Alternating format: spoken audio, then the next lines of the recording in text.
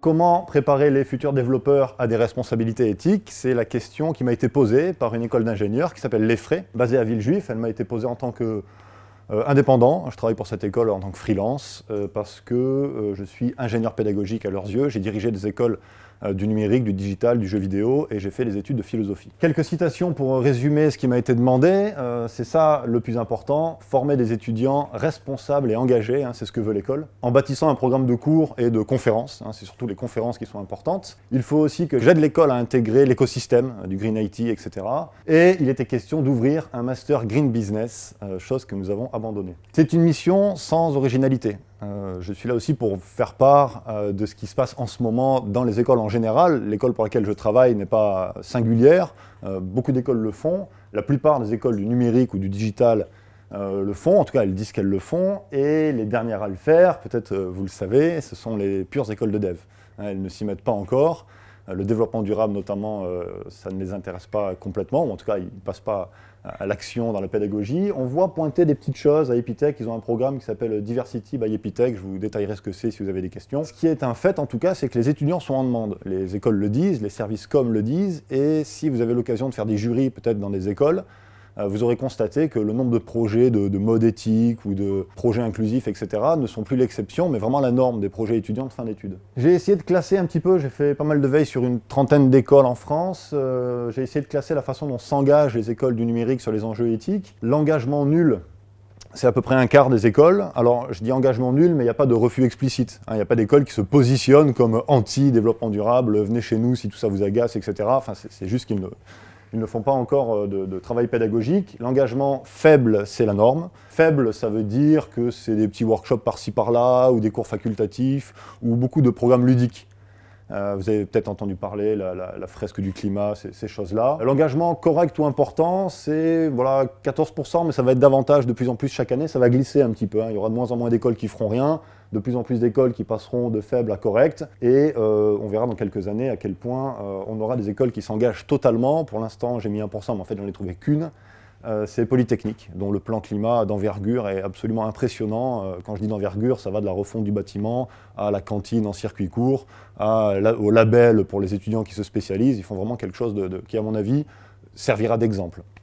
C'est un pronostic. L'école pour laquelle je travaille est en passe de s'engager correctement, pas de manière trop importante non plus. Il y a un directeur des programmes qui est impliqué, il y a un service RSE très actif. Les services RSE sont souvent très actifs, pas toujours suivis. C'est le cas là-bas aussi. Ils engagent beaucoup de choses. Alors, il y a un site internet qui est inclusif, par exemple. Si vous allez sur le site de l'EFRE, vous pouvez changer la typo, le contraste, en fonction du handicap qui serait le vôtre. Si ça reste correct, l'engagement, c'est parce qu'il y a un critère qui n'est pas coché, qui est très important, c'est que le programme que j'essaie de construire pour cette école ne sera pas évalué. Il n'y a pas de note dans les UE, c'est pas diplômant. Donc, ça devient quelque chose de correct, mais qui n'est pas vraiment fort. Je pense que c'est le critère important pour évaluer si une école fait les choses sérieusement ou pas. En tout cas, c'est le critère que je vous propose. Le profil des étudiants de cette école, donc c'est 2000 étudiants. La spécialité, c'est le programme expert, ça s'appelle. Il y a à peu près 1000 étudiants tech, 700 digital, 300 business. Je passe en revue rapidement, je ne rentre pas dans le détail, mais c'est pour vous montrer qu'il y a beaucoup de disper spécialisations. Des BTS, des bachelors, des masters. Ça, c'est les profils tech. Il y en a en digital, donc communication, marketing, etc. Et puis, il y a aussi un cursus business. Je précise juste que les écoles de commerce se mettent à fond dans les enjeux éthiques et développement durable. Après, je ne sais pas si elles le font de bonne foi ou de manière intéressée, je ne rentre pas dans ces détails-là. Mais en tout cas, elles le font. Les pistes qui étaient amorcées, je les barrais parce que mon premier diagnostic a été de dire que c'était de mauvaises solutions. C'était d'abord le master spécialisé. Ils voulaient faire un master green, alors green business ou green tech. On était quelques-uns dans l'école à dire que c'est une mauvaise idée. Soit l'école y croit et toutes les formations le font. Si on le fait dans une seule formation, ça veut dire quoi? Que les autres ne le font pas? Ça veut dire qu'on va essayer de gratter 15 étudiants qui vont venir faire ça? Ça sentait un peu l'alibi. On a estimé que, en tout cas le directeur, puisqu'il y croit, puisqu'il veut vraiment que son école s'engage, il faut que toutes les formations soient concernées. Donc on a abandonné ce truc-là. Les formats ludiques, le jeu, pareil, je pense que c'est une mauvaise idée. À titre personnel, j'ai toujours trouvé ça un peu paternaliste, un peu ambigu, les pédagogies ludiques. On fait une feinte d'amuser les gens pour en fait leur apprendre des trucs, en plus je crois que ça ne marche pas, et puis le public concerné, les devs en particulier, savent que le jeu est une affaire sérieuse, on ne joue pas avec ça. Si encore le jeu c'était Paper Please, des choses comme ça, mais pas du tout. C'était vraiment, c'est des jeux de cartes, des trucs bons. Et puis la troisième piste qui était proposée, ils n'arrêtent pas de faire ça dans toutes les conférences, les réunions de rentrée, c'est de faire de la responsabilisation, c'est de dire aux étudiants l'avenir du monde repose sur vos épaules, prenez au sérieux tout ça, etc. Cette espèce de ton un peu culpabilisant, c'est du chantage affectif, quoi. Pareil, le pronostic, c'est d'essayer de ne pas trop faire ça. Pour l'instant, ça a été écouté. Il y a quelques débats avec le service com, j'en reparlerai là aussi s'il y a des questions. Les contraintes générales, c'était de prendre l'éthique et le numérique au sens le plus large possible. Tant mieux, je vais revenir sur ce sujet. La deuxième contrainte, ça c'est une approche plus personnelle, c'est que je pense que de toute façon, on ne peut pas, on ne doit même pas chercher à le faire, fixer les définitions de ce qui est éthique ou de ce qui est bien. Il faut arrêter de dire qu'on va pouvoir fermer les débats en disant voilà comment il faut agir et si vous ne le faites pas, vous êtes des gens mauvais. C'est une mauvaise piste. Trop d'écoles font comme ça en donnant des critères de comment coder. Vous avez dû entendre parler de ça de toute façon avec peut-être plus ou moins de pression ou de culpabilisation. Et puis, troisième contrainte, c'est qu'on ne peut pas contraindre des développeurs, à mon avis, à quoi que ce soit. Il y a un profil sociologique que je définis de la façon suivante. Pour moi, les développeurs sont des chercheurs. Il y a vraiment un tempérament de chercheur. Très autonome, très rationnel, informé, et puis sur ce sujet, un peu suspicieux. Je crois que le public a deux réserves principales. D'abord, il y a la conscience de la goutte d'eau que représente le code vert dans l'océan immense des actions nocives qui concernent plutôt le matériel. Et puis il y a un soupçon de greenwashing, toujours. Dès qu'une école ou une entreprise annonce des choses comme ça, il y a vraiment un réflexe, hein, je ne sais pas si c'est sociologique, culturel ou j'en sais rien, mais j'ai diagnostiqué ce réflexe, en tout cas un peu sur la réserve, notamment chez les étudiants. Vraiment en dev en particulier. Les contraintes administratives, elles existent dans les écoles. Je présente celles auxquelles je suis confronté. C'est des jeudis qui sont déjà planifiés. Alors il y a 15 jeudis planifiés pour tous les niveaux d'études à tour de rôle. Ça commence à 8h30. Les cours sont obligatoires mais pas évalués, donc c'est toujours un peu délicat. Il n'y a qu'un amphi de 300 places, parfois une salle de 40, donc il y a vraiment peu de place. On ne peut pas faire des choses trop diversifiées. On est obligé de réunir tout le monde pour des grandes conférences. Et puis il y a des partenaires imposés. Les partenaires de l'école qui sont des grands groupes, là j'en ai mis quelques-uns, IBM, LVMH, c'est pas forcément exemplaire en termes éthiques, mais tant mieux. Et de toute façon, il faut faire avec ces partenaires et ils sont apparemment très intéressants. Mes marges de manœuvre, elles sont parfaites. J'ai beaucoup de chance, il n'y a pas d'évaluation, donc je trouve ça super. Il n'y a pas d'enjeu si je me trompe, que l'examen il est pas bien, que les étudiants vont se plaindre, ou je sais pas quoi, il n'y a pas du tout ça, je peux faire de l'éthique librement. Je peux expérimenter. Voilà les solutions que proposent les frais. Je vous les présente pour la dernière partie de cette présentation. Puisqu'il y a 15 jeudis, on va faire 15 thèmes. Plutôt que d'aborder les problèmes éthiques de manière globale, en faisant la liste de tout ce qui va mal, on isole des thèmes. Moi, j'ai proposé une liste de 25 et le directeur en a choisi 15. C'est classé en 3 catégories pour essayer d'équilibrer et puis pour atténuer un petit peu le développement durable, qui prend, à mon avis, trop de place dans les enjeux éthiques. Dans le numérique et le digital, ce n'est pas la question principale, en tout cas, ce n'est pas la seule. Donc il y a un tiers de développement durable, un tiers de responsabilité sociétale, en gros c'est le RSE des entreprises, il faut préparer les étudiants à ça. Et puis il y a de l'éthique un peu plus pure, les sujets de société, en gros RGPD, bioéthique. L'idée c'est aussi de dire aux étudiants, voilà, il y a plein de questions éthiques, il y en a qui vont vous plaire, il y en a qui vont vous agacer, tant mieux, c'est le jeu, et plutôt que d'essayer de dire aux étudiants tout doit être important pour vous, c'est de leur dire au contraire, ben voilà, venez chaque jeudi aux conférences et vous allez finir par trouver le sujet qui vous intéresse et que peut-être vous creuserez et que vous devrez creuser pour un examen ou autre. Les contenus dans ces matinées du jeudi, donc il y a 4 angles d'attaque. L'idée c'est de faire des thèmes, de les isoler et de les creuser autant que faire se peut. Ça commence par une conférence à 8h30, donc là c'est un invité, je peux le choisir librement, j'ai vraiment carte blanche, c'est vraiment prestigieux. D'ailleurs je cherche des conférenciers si certains... c'est rémunéré en plus, donc c'est peut-être moins éthique si vous venez en étant rémunéré. Il y a des tables rondes à 10h, comme ça je peux faire venir plein de partenaires. 3 partenaires de l'école par table ronde qui confrontent des points de vue. À 12h, il y a un cours pratique. Alors là, l'expérimentation va être totale. Il y a de la facilitation graphique, il y a de l'histoire de l'art. Je vais pouvoir, je sais pas encore comment je vais faire, mais je vais essayer de faire des pas de côté, des choses un peu inattendues, de la science-fiction, on va voir. Et puis, il y a un partage de ressources. Ça aussi, c'est très important pour le programme. Je vais m'arrêter un petit peu dessus, en vous donnant d'abord un exemple. Le thème qui a eu lieu il y a 1 semaine ou 2 semaines, je ne sais même plus. Le thème, c'était Privacy RGPD. Donc voilà, j'ai fait venir quelqu'un de la Quadrature du Net, c'est assez attendu sur ce sujet-là. Ensuite, les partenaires de l'école, c'était LVMH, Cdiscount et IBM France. Donc ça a contrasté, et tant mieux. Vraiment, l'idée, c'est de ne pas faire des leçons de morale pour faire de l'éthique. Il faut que ça ressemble à tout, sauf à de la leçon de morale. Donc en fait, quand Benoît Calinde parle de l'usage qu'il ne peut malheureusement pas faire à cause du RGPD, peut-être que les étudiants vont être d'accord avec lui plutôt qu'avec Benoît Piédalu de la Quadrature du Net, et tant mieux. Le cours pratique, c'était de l'histoire de l'art, un cours sur le personnel et l'intime dans l'histoire de l'art. Donc là, ça a dérouté certains qui ont quitté l'amphi. D'autres sont venus à la fin parler du jeu vidéo qu'ils ont adoré sur ce sujet, tant mieux. Les contenus et les ressources que je distribue aux étudiants, thème par thème, c'est 4 choses. Des fondamentaux, c'est des documents factuels, très simples, une dizaine de pages maximum, c'est le document à lire sur le sujet. J'essaie de trouver des trucs vraiment presque simplistes, au cas où ça ne les intéresse pas du tout. Si au moins ils lisent ça, ils auront un petit aperçu de ce qu'il faut sur le thème. Il y a ensuite des liens vers des docus et des podcasts. Vraiment, le travail leur est mâché, quoi. Il y a même le minutage et tout. Il y a des références artistiques, culturelles, je vais conclure sur ça tout à l'heure. Beaucoup de SF, de BD, de jeux vidéo, etc. Et puis des ouvrages scientifiques, pour ceux qui veulent creuser. Rien de tout ça n'est obligatoire, ils y ont accès si ça les intéresse. Je vous ai fait une capture d'écran, je ne peux pas vous partager le truc des étudiants en interne, ça c'est mon fichier pour travailler, c'est pour que vous voyez la quantité. Donc il y a un document fondamental à lire s'ils le veulent, c'est un manifeste de la CNIL, ça fait 3 pages, ça leur prendra pas beaucoup de temps.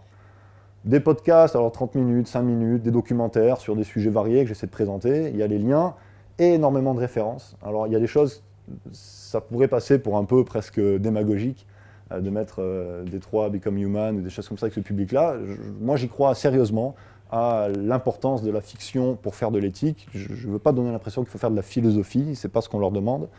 Et puis, il y a quelques ouvrages, bon, ça c'est aussi des formateurs de l'école qui me le communiquent.